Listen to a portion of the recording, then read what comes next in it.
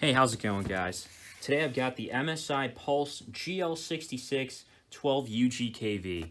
I believe this came out more recently, only the name here, and then nothing on the other side, surprisingly. But it's running the 12th gen of Intel, and the GPU is an RTX 3070. Now, I saw someone complain about this not having the accurate voltage. We've got the wall outlet charger. We do also have this quick guide by MSI. Just notice the specs on the little box here. So here is everything. I'm a little disappointed that it has DDR4 RAM, 16 gigs. Probably not too big of a deal, but still, would have liked to see something newer. This has a bit of a more sleek design, gaming look and feel. Are these the exhausts in the back? Looks kind of interesting nonetheless. With the two hinges on the side, this can actually tilt all the way back by 90 degrees. And it actually feels comfortable leaving it back there like that.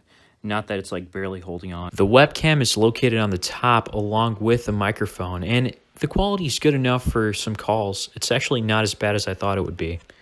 The screen is also pretty solid in terms of brightness and even resolution. I mean, it's a normal 1920 by 1080 resolution. You probably won't be able to use this outdoors in daylight, though. The keyboard has some good feedback, and it does light up to a couple different colors. You can have a different type of breathing, and you've got speakers on the front that are actually decent. I always like front-facing speakers. They're always better than having it in the back or somewhere on the side. The new standard, or it should be at least. This laptop is great for video editing. I haven't really noticed it getting too hot even after using it for an hour or two. I mean, the fan does get a little louder, but it really starts to get loud when you're gaming. And that can be an issue in and of itself, which I'll talk about more later on in the video.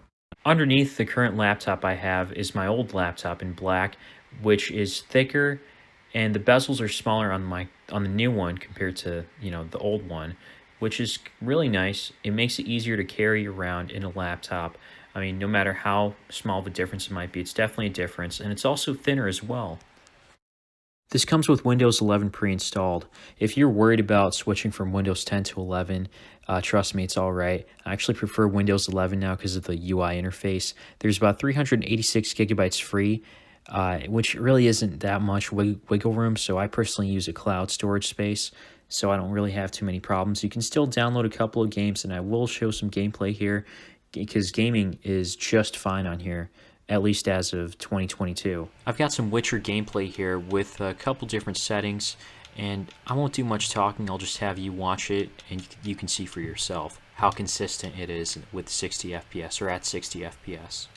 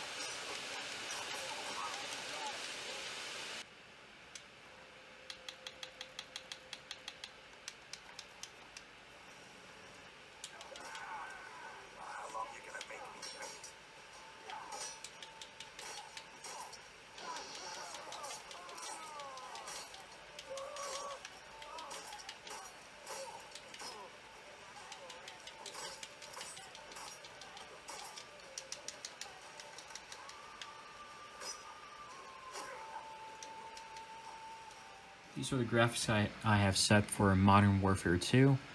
The quality, I have it set to 144 frames as a custom limit for everything. And this will probably work best, these graphic settings. You could lower it if you want a smoother frame rate, but I don't get anything less than 120, I want to say. The frame rate is on the top left. After playing COD for just like an hour or so, or maybe less than an hour, I don't know if you can hear, but the fans have gotten really loud and they're just constantly on.